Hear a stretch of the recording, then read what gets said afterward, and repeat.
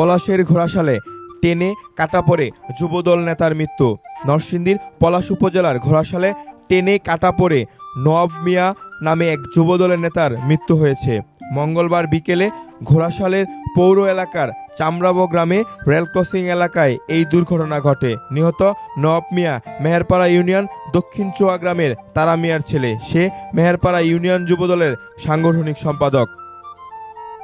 Narsingdi railway police জানান, বিকেলে যুবদলের এই নেতা ঘোড়াশাল চামড়াবো এলাকা গ্রামে অবস্থিত রেল ক্রসিংয়ের কিছু অদূরে রেল লাইনে বসে মোবাইল ফোনে কথা বলছিলেন। এ সময় কিশোরগঞ্জ থেকে ছেড়ে আসা ঢাকাগামী 11 সিন্দুর নামক একটি ট্রেন ওই পথ দিয়ে যাওয়ার সময় ট্রেনে কাটা পরে খবর পেয়ে পরিবারের লোকজন ঘটনাস্থল থেকে নিহতর লাশ নিয়ে যায়। নরসিংদী রেলওয়ে পুলিশ ফাঁড়ির ইনচার্জ মোহাম্মদ জহিরুল ইসলাম জানান, প্রত্যক্ষদর্শীদের তথ্য মতে জানা যায়, ট্রেনটি আসার সময় ওই ব্যক্তি ফোনে কথা বলতে বলতে নিজেই ট্রেনের নিচে শুয়ে পড়েন।